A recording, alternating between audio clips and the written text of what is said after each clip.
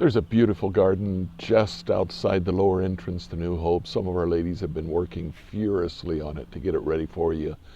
When we reopen the church, come in the bottom entrance so that you can see the garden. It is just absolutely gorgeous. Thank you, ladies.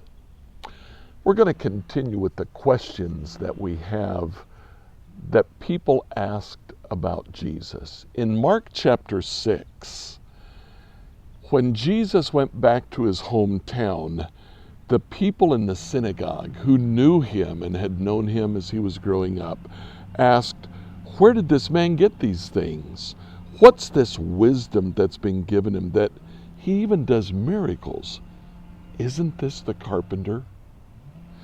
Isn't this Mary's son?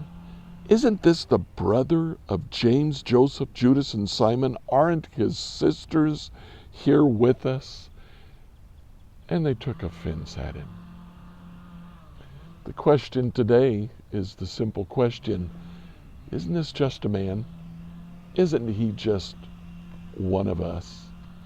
You know, from time to time we'll hear people say, "Oh, Jesus was a great moral teacher," but that's all.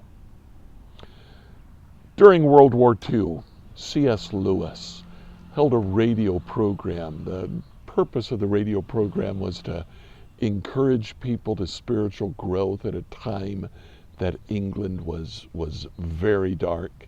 It was broadcast from London, and the recordings that he made actually took a life of their own. Afterward, he wrapped them up in the book, a book called Mere Christianity.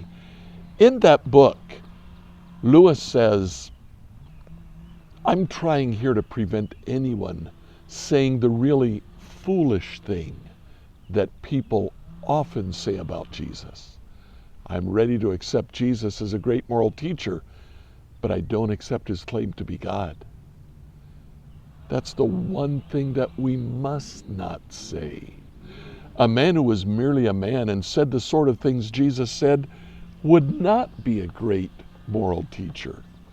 He would either be a lunatic on the level of a man who says he's a poached egg, or else he'd be the devil of hell.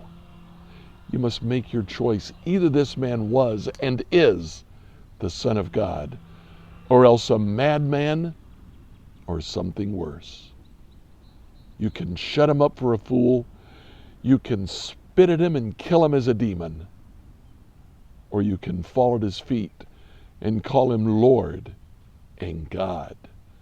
But let us not come with any patronizing nonsense about his being a great human teacher. He has not left that open to us. He didn't intend to.